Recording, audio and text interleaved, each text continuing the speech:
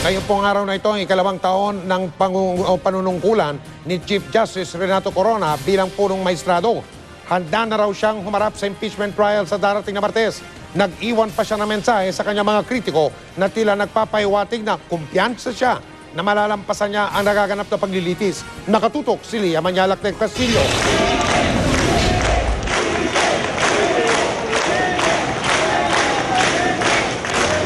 Mainit na pinalakpakan ng mga empleyado ng Korte Suprema si Chief Justice Renato Corona nang dumalo sa Thanksgiving Mass para sa kanyang ikalawang taong anibersaryo bilang Chief Justice. Kahit nasa hot seat ngayon at nililiti sa Senado, buo pa rin ang suporta nila sa punong mahistrado. Ang nakakalulang umano'y $82 accounts ni Corona, hindi raw nila pinaniniwalaan. Yung $82 account na withdraw mo, pagkatapos mo i-deposit, i-withdraw mo rin. Hindi kami maniwala may taong ganun eh. May 2010 ang italaga ni dating Pangulong Gloria Arroyo bilang Chief Justice si Corona. Naging kontrobersyal ang appointment na ito dahil sakop daw ito sa election ban noon. Ito rin ang dahilan kung bakit tila hindi kinikilala ni Pangulong Noynoy Aquino si Corona. Pero sa 2 taon daw sa pwesto, marami na raw naging achievement si Corona, tulad ng pagbaba ng pinal na desisyon sa pamamahagi ng Hacienda Luisita. Well, siyempre itong pangalawang taon medyo nabulabog tayo nitong impeachment. No? In the judiciary, are hoping that first, no, that matapos na itong impeachment at malampasan niya itong pagsusubok na ito. No? Nagpakita rin ng suporta kay Corona ang ilang grupo. May mga magsasaka mula pa sa Hacienda Luisita na lumuwas mula pa Tarlac. Sinaya ko na po ang buong buhay ko para sa inyo. Sinaya ko na lahat para sa inyo. Sabi ng mga abogado ni Corona, handa na ang kanilang kliyente sa pagharap sa impeachment court sa Martes. After the testimony of Chief Justice Corona is going to come out clean. Every time na free si Chief Justice, he has to help, he has to go with us and review the documents. Kabilang kaya sa mga sasabihin o ilalahad ng punong mahistrado ang tungkol sa shares ng Basa Girote Enterprises na una nang tinalakay sa impeachment trial. Yan alitan ng pamilya ni Mrs. Corona. In maraming bahagi dun sa istorya ng Basa Girote, wala naman talaga siyang kinalaman. But will he answer that, yung Basa Girote? Kung alam niya ba, why not? Sa panayam ng GMA News kamakailan, ikinagulat daw ng ilang mga kaanak ni Mrs. Corona ang pagsusubasta sa shares ng Basa Girote Enterprises. Ilang ulit na sinikap ng GMA News na makuha ang panig ni Mrs. Corona hinggil dito, pero hindi siya nagpaunlak ng panayam. Kanina ang panalangin daw niya para sa asawa, acquittal and peace and unity for the country. Si Chief Justice Corona naman, handang-handa na raw sa pagharap sa Martes. So ready na po kayong humarap sa Tuesday, sir? Sir? So ready na po humarap sa Tuesday? Itatanong pa ba naman yun? May mensahe rin siya sa mga kritiko niya. See you next year. Sir? Lia Manyalak del Castillo, nakatutok, 24 oras. At sa ibang balita, dahil bawal ang mangisda ngayon sa Panatag Shoal, naghanda na raw ang pamahalaan ng ibang mapagkakakitaan ng mga kababayan nating umaasa sa panguhuli ng isda. At kabilang po dyan ang pagtuturo sa kanila ng wikang Ingles para maging tour guide ng mga dayuhan. Nakatutok si Cedric Castillo. Sa munting bahay na ito sa ibabaw ng dagat sa Masinloc, Zambales, nakatira ang pamilya ng mangingisdang si Manolito. Sa dagat na raw umiikot ang kanilang kabuhayan. Mangingisda ng Panatag o Scarborough Shoal si Manolito. Kwento niya, mahina raw ang 5 araw na pamamalagi sa laot para matiyak ang magandang kita na umaabot sa 5,000 piso. Hindi na raw sana problema ang pangmatrikula ng 3 niyang anak na magkakasunod sa high school. Pero sa huling uwi nila galing Panatag Shoal noong nakaraang buwan, tila tinamaan daw sila ng tagtuyot dahil na rin sa tensyon doon sa pagitan ng China at Pilipinas.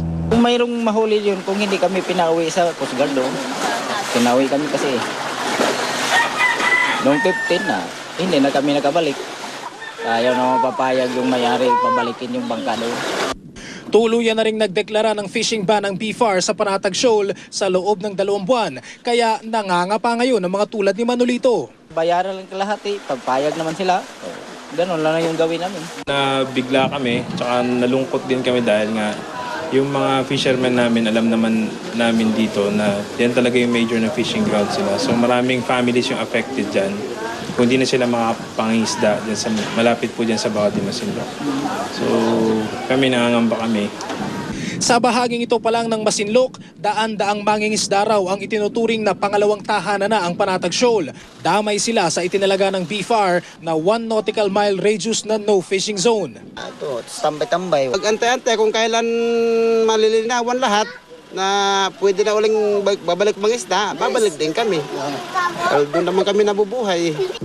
May mga nakahanda naman daw na livelihood projects ang lokal na pamahalaan. Kabilang dito ang paghahasa sa mga mangingisda sa wikang Ingles para makapagsilbing tour guide muna sa mga dayuhan habang wala pang linaw ang sitwasyon sa Panatag. Nagsimula na rin daw mag-install ng mga payaw sa bahaging tubig malapit sa Pangpang.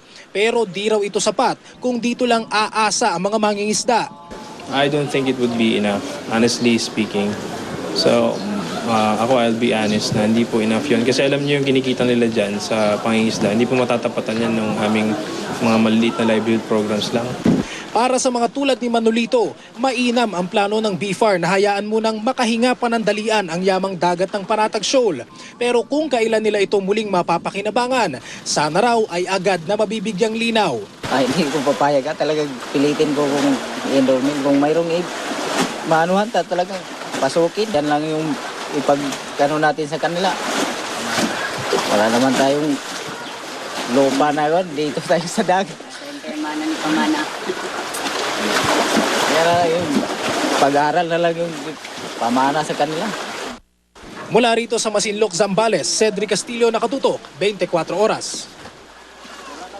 Mga hiling na di na sana hinihingi. Edukasyon, kalusugan, karapatan ng mga kababaihan, mabuhay ng may dangal, marangal na trabaho at sapat na sahod. Mga serbisyong pinapangarap pa rin ng marami. Karapatan ba o pribilehyo? Totoong kwento, tunay na buhay. Samahan niyo kami sa biyaheng totoo. Bukod sa malalawak na taniman ng gulay, mayaman din sa ginto ang lalawigan ng Benguet. At marahil dahil sa mga kabuhayang yan, ang Benguet ang may pinakamataas na tinatawag na per capita o yung tinatawag na average income ng populasyon sa lahat ng mga lalawigan sa ating bansa. Sa kabila niyan, may mga taga-Benguet na hindi pa rin nakakatikim ng ginhawa sa buhay. Narito ang biyaheng totoo ni Julius Segovia. Bago pa man nakilala bilang Strawberry Capital at Salad Bowl of the Philippines, nadiskubre ng namumutiktik sa ginto ang bulubunduking probinsya ng Benguet. Kaya nang buksan para sa negosyo ang mga minahanang lalawigan noong 1930s. Araw-araw, libu-libong tonelada ng mga batong naglalaman ng ginto at iba pang mineral ang nahuhukay dito.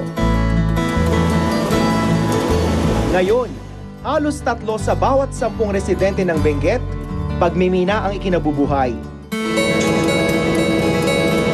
Bukod sa pagiging isa sa mga nangungunang producer ng ginto sa bansa, naungusan na rin ng Benguet ang lahat ng probinsya pagdating sa per capita o average income ng buong populasyon.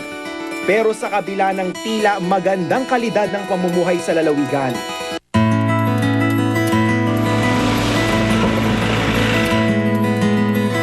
may mga gaya pa rin ni Lola Gloria. Sa edad na 95, siya na marahil ang isa sa pinakamatandang minero sa probinsya. Buong buhay nang naghahanap ng ginto. Pero hanggang ngayon, di pa rin daw niya masumpungan ang maginhawang buhay. Nanay, so nakaipon po ba kayo sa pagmimina? Wala daw sa amin na pero Walang naipon. Kaya ni minsan, hindi pa raw siya nakakalabas ng probinsya. Dito sa kabundukan, umiikot ang buhay ni Lola. gusto niya raw na makatanggap ng pera na siguro yung nabanggit niya, no, pension sa edad niya na senior citizen.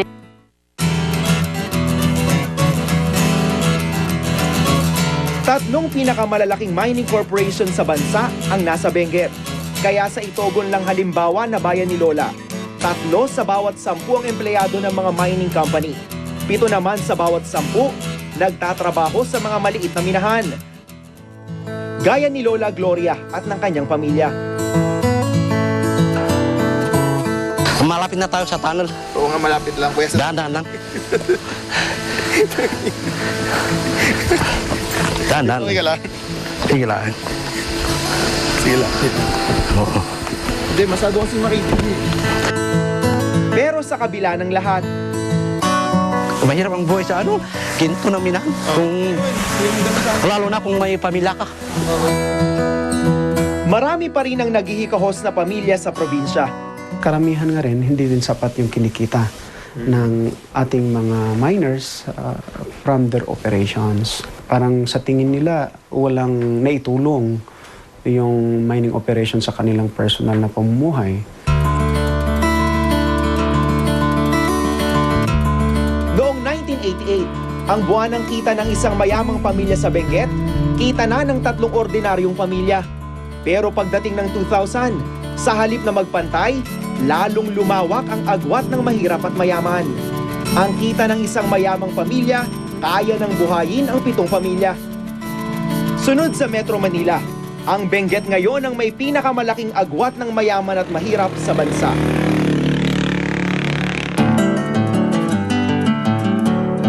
Malayo-layo na kung tutuusin ang iniunlad ng Pilipinas. Simula noong dekada 70, di bababa sa 4% ang inilalago ng ating ekonomiya kada taon. Sa pinakahuling Philippine Human Development Report, iniulat ng gobyerno na tila hindi nga tinatamasa ng mga manggagawa ang sinasabing pag-unlad sa ekonomiya. Sa katunayan, base mismo sa mga datos ng gobyerno, pababa ng pababa ang kita ng bawat Pilipino. Sa loob ng mahigit 2 dekada, lalo pang lumawak ang agwat ng mayayaman at mahihirap. Hanggang noong 2009, ang kita ng isang mayamang pamilya katumbas ng kita ng 4 na ordinaryong pamilya. Taon-taon, dumarami pa ang bilang ng mahihirap sa bansa. Kaya kung ikukumpara sa mga karatig bansa sa Asia, nangunguna ang Pilipinas sa may pinakamalaking antas ng di pagkakapantay-pantay. Kaya kahit kayod kalabaw na ang mga gaya ni Lola Gloria, kailangan pa ring magbanat ng buto. Paubos na ang natitirang lakas ni Lola Gloria. Pero hindi raw ang kanyang pag-asa para sa isang maayos at magandang pamumuhay. Hindi para sa kanya, kundi para sa kanyang mga anak at apo. Bawat isa, ipinanganak na may karapatan sa disenteng pamumuhay, sapat na kita at kabuhayan. Kaya ang di pagkakaloob nito ay parang pagkakait na rin sa buhay na may dignidad at dangal. Ako si Julius Segovia. At ito ang aking biyaheng totoo. Susunod, estudyante sinabuyan ng asido sa muka. Nananawagan ngayon ng tulong.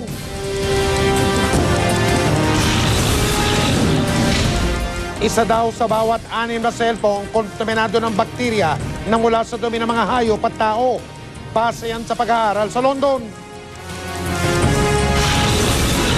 Eksklusibo sa 24 oras, Claudine Barreto at 2 ground crew ng Cebu Pacific na nagkagalindan umano ng aktres nakapagpatawaran na.